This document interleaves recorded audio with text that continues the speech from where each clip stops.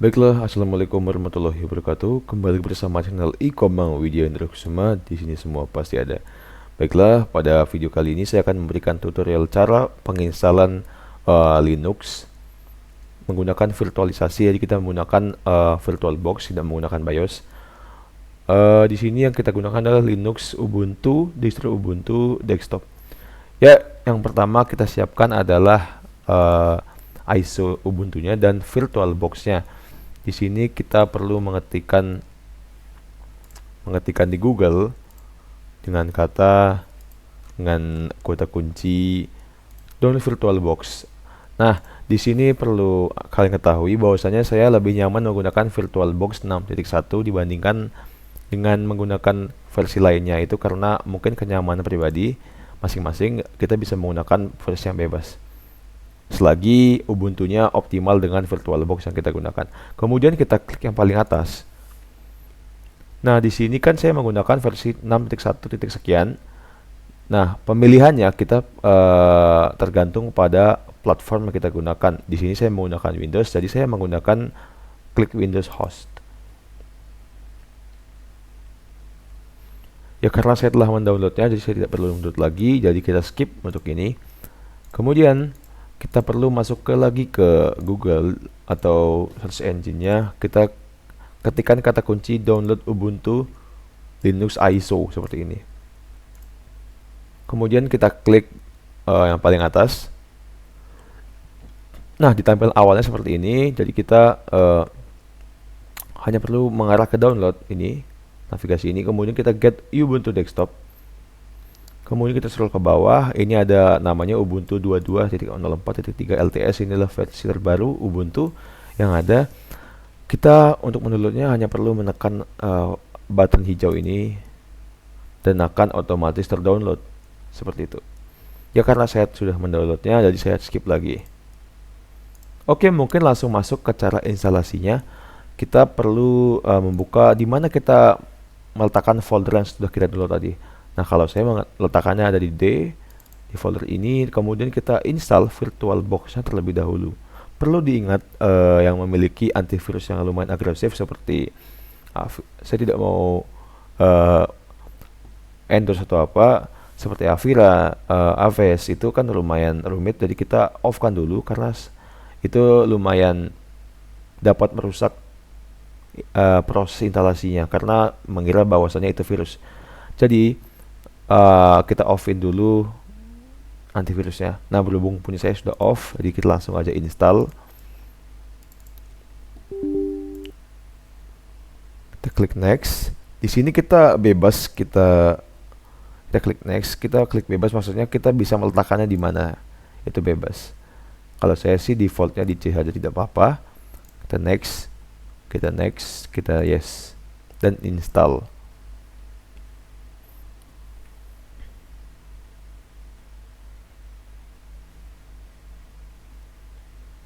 Jika sudah, kita akan langsung aja kita launch start Oracle-nya, kita launch.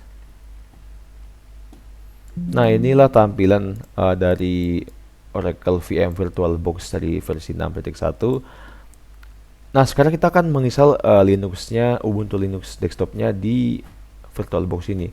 Yang pertama yang harus kita siapkan adalah kita harus membuat folder dengan nama. Nah, misalkan saya menamain folder baru saya dengan nama Ubuntu underscore baru seperti ini. Kita enterkan seperti ini. Kita buat folder baru seperti ini. Kemudian kita kembali lagi ke VirtualBox-nya. Kita klik new untuk menginstal baru. Kita klik new. Kemudian kita sesuaikan dengan nama folder yang setelah kita buat tadi. Kita namain misalkan tadi kan Ubuntu baru seperti ini. Kemudian untuk machine foldernya kita bisa pilih di mana kita meletakkannya tadi itu. Meletakkan folder dengan nama Ubuntu baru itu kita letakkan di mana? Kita pilih other.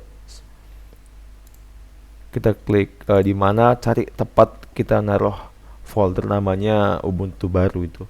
Nah, di sini saya akan dapat nih. Lalu kita klik 2 kali dan kita select folder di situ seperti itu. Kemudian type-nya kita gunakan Linux dan versinya kita gunakan adalah 64 bit. sesuai yang kita download tadi 64 bit ya. Kemudian kita next. Ini ada penggunaan memory size yang yang diperlukan oleh Ubuntu ini, penginstalan Ubuntu ini.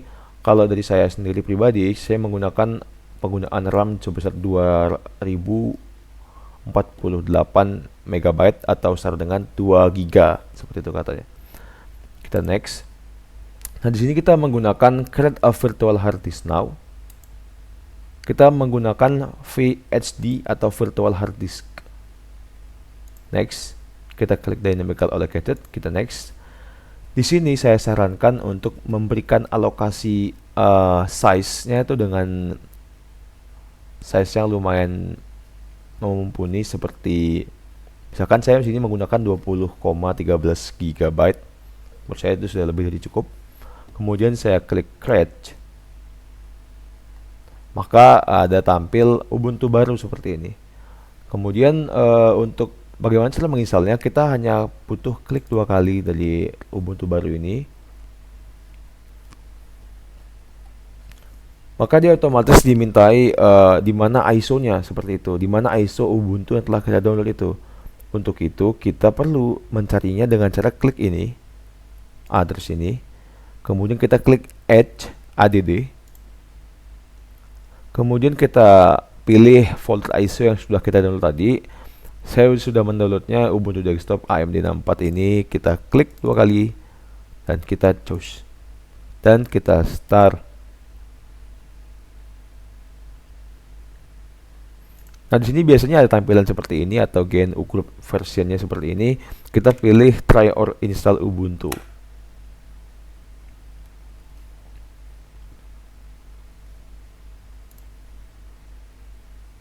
Nah, jika sudah seperti ini, kita tunggu saja proses instalasinya.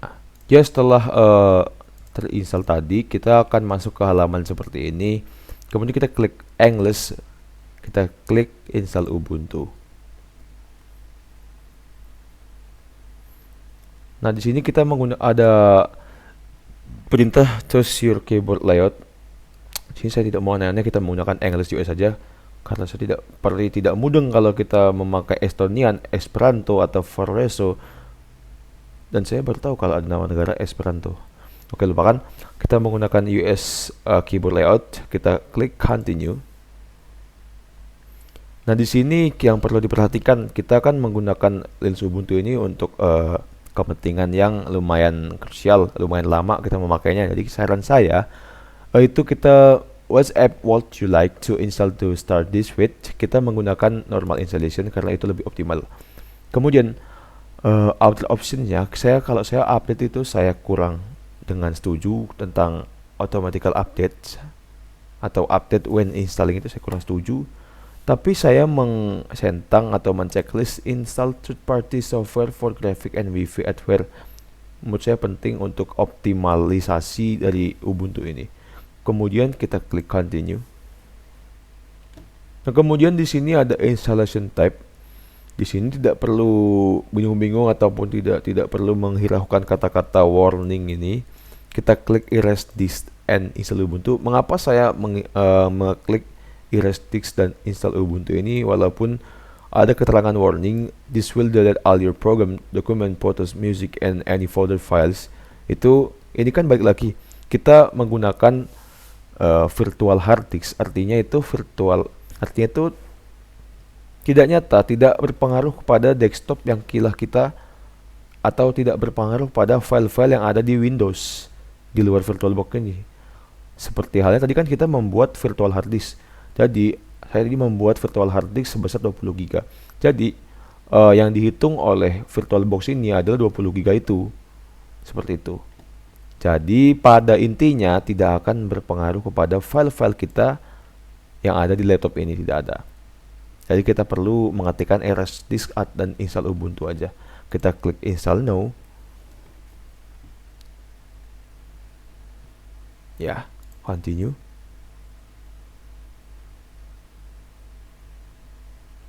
Kemudian untuk prosesnya itu lumayan lama, jadi kita tunggu saja. Ya, kemudian di sini ada where are you? Karena saya ada di Indonesia, kita klik oh semua namanya Jakarta ya.